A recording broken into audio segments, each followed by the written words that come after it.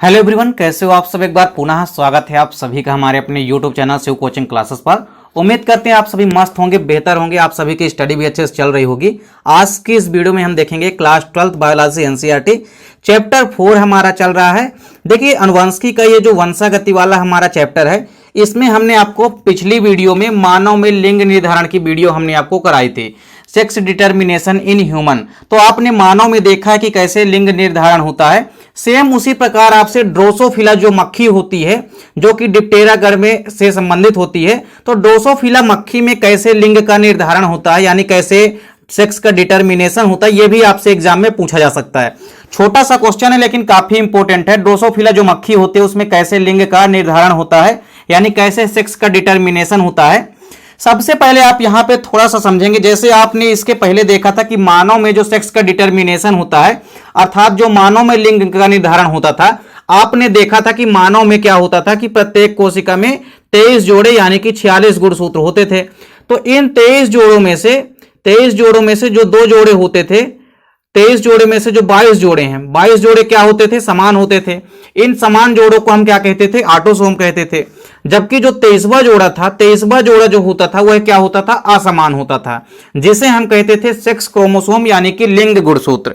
Same उसी प्रकार यहां पे आपको ध्यान में रखना है, जो ड्रोसोफिला मक्खी होती है, ड्रोसोफिला मक्खी में आपको याद रखना है कि ड्रोसोफिला मक्खी में टोटल 8 गुणसूत्र पाए जाते हैं। कितने? 8 गुणसूत्र पाए जाते हैं। यानी यदि हम जोड़े में बात करें तो 4 जोड़े गुणसूत्र पाए जाते हैं ड्रोसोफिला मक्खी के अंदर।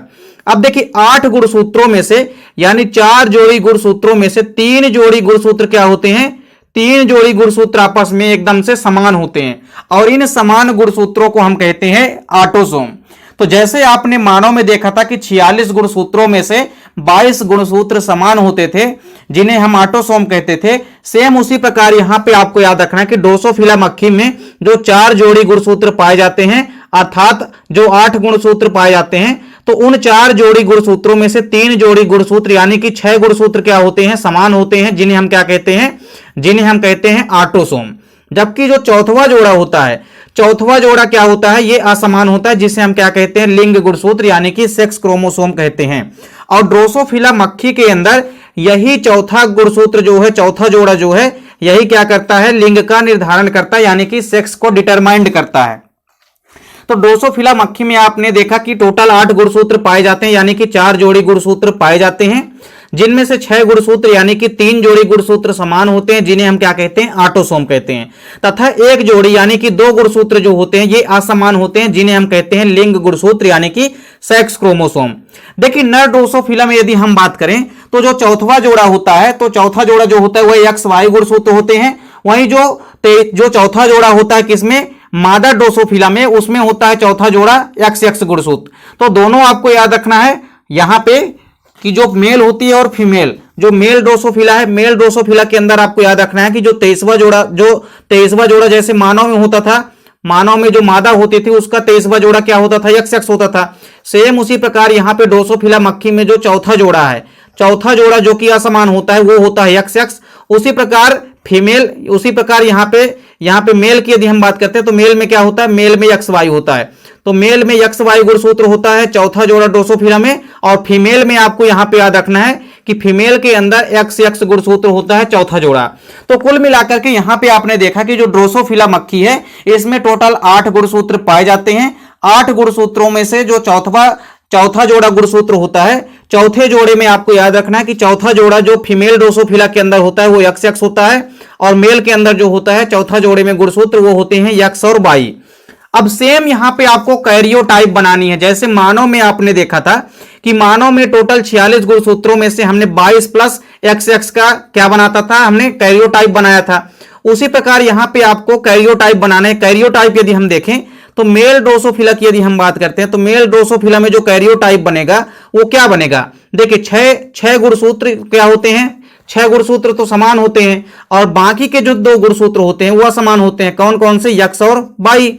इसके बाद देखिए फीमेल में यदि हम कैरियोटाइप बात करते हैं तो फीमेल में क्या बनेगी कैरियोटाइप, फीमेल में बनेगा 6 प्लस एक्स एक्स बनेगा, क्योंकि यहां पे चौथा जोड़ा जो होता है फीमेल ड्रोसोफिला में वो क्या होता है, एक्स एक्स होता है, असमान होता है। जबकि 3 जोड़े क्या होते हैं, समान होते हैं, यानी 6 गुणसूत्र समान हैं, और यहां पे जो 2 गुणसूत्र हैं अर्थात जो चौथा जोड़ा है ये क्या है, असमान होता है। तो यहां पे आप मेल ड्रोसोफिला का भी कैरियोटाइप देख सकते हैं 6+XY, और मादा ड्रोसोफिला का भी आप कैरियोटाइप देख सकते हैं 6+XX। तो दोनों में यहां पे आपको बस थोड़ा सा डिफरेंस समझना है कि जो चौथा जोड़ा होता है किसी भी ड्रोसोफिला के अंदर, तो ड्रोसोफिला में जो मेल होते हैं और फीमेल, मेल में जो चौथा जोड़ा होता है उसमें XY गुणसूत्र होते हैं, और जो फीमेल में चौथा जोड़ा होता है गुणसूत्र का उसमें XX गुणसूत्र होते हैं। अब यहां पे आप समझेंगे कि ड्रोसोफिला मक्खी में कैसे सेक्स का डिटर्मिनेशन होता है, यानी कि लिंग का निर्धारण होता है। तो आपको यहां पे एक साइड बनाना है यहां पे नर, दूसरी साइड आपको बनाना है क्या, मादा। अब जब इनमें आप क्या कराएंगे, आपस में इनमें जब आप संकरण कराएंगे तो इनमें जब आपस में क्रिया होगी तो देखिए इनमें क्या होगा, जब आपने यहां पे नर लिया है तो नर का कैरियोटाइप क्या है 6+XY, मादा का कैरियोटाइप क्या है 6+XX। अब आपको करना क्या है, यहां पे इनका युग्मक बना लेना है, तो आधे आधे हो जाएंगे। देखिए 6 है यहां पे तो 3 हो गया, तो यक्स वाले को आप अलग कर दीजिए 3 के साथ, 3 गुणसूत्र अलग हो गए जिसके साथ यक्स वाला हो गया, और ये 4 गुणसूत्र इधर अलग हो गए, 3 गुणसूत्र ये और 3 गुणसूत्रों के साथ फिर ये बाई वाला आ गया। तो 3+X और 3+Y जो है इसके युग्मक बन गए। सेम इसकी कहानी भी है, इसमें भी आप 3+X करेंगे और इसमें दोनों 3+X रहेंगे क्योंकि XX गुणसूत्र होता है चौथा जोड़ा। अब आपस में आप क्रिया करा दीजिए, तो इस 3+X की क्रिया होगी पहले इस 3+X के साथ, तो यहां पे 6+XX बन जाएगा। फिर यहां पे देखिए इस 3+X की क्रिया आप कराएंगे 3+X के साथ, तो यहां पे भी बनेगा 6+XX। फिर यहां पे 3+Y की क्रिया आप करा दीजिए 3+X के साथ, तो यहां पे भी बनेगा क्या 6+XY बनेगा। इस 3+Y की क्रिया करा दीजिए आप 3+X के साथ, तो यहां पे भी बनेगा 6+XY। तो कुल मिलाकर के आपको XX वाले यहां पे देखना है, जहां पे भी आपको XX दिखेगा, XX का मतलब है कि फीमेल, या आप ये कह सकते हैं कि पुत्री।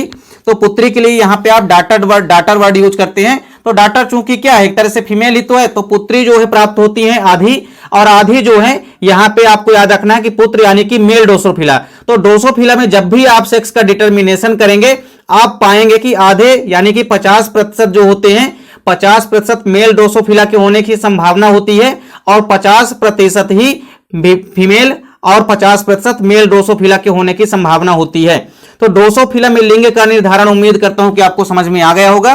ड्रोसोफिला मक्खी में आपको याद रखना है कि टोटल 8 गुणसूत्र पाए जाते हैं, यानी कि 4 जोड़े गुणसूत्र पाए जाते हैं। उन 4 जोड़े गुणसूत्रों में से 3 जोड़े गुणसूत्र समान होते हैं जिन्हें हम कहते हैं ऑटोसोम, और जो चौथवा जोड़ा होता है वो असमान होता है जिसे हम कहते हैं लिंग गुणसूत्र यानी कि सेक्स क्रोमोसोम। तो ये जो चौथा जोड़ा होता है जो कि असमान होते हैं, यही क्या करते हैं ड्रोसोफिला मक्खी में लिंग का निर्धारण करते हैं यानी कि सेक्स का डिटर्मिनेशन करते हैं।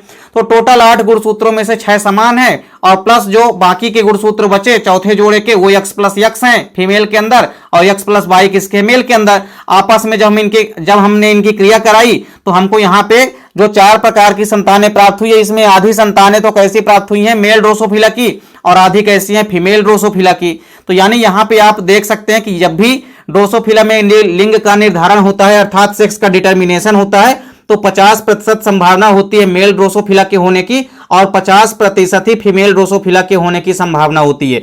तो उम्मीद करता हूं वीडियो पसंद आई होगी। वीडियो अच्छी लगे तो लाइक कमेंट जरूर कीजिए, साथ ही साथ दोस्तों के बीच ज्यादा से ज्यादा वीडियो को शेयर कीजिए। चैनल पे यदि नए हैं तो चैनल को सब्सक्राइब अवश्य कर लें, साथ ही साथ बेल आइकन प्रेस कर लें। मिलते हैं नेक्स्ट वीडियो में, तब तक के लिए जय हिंद, वंदे मातरम।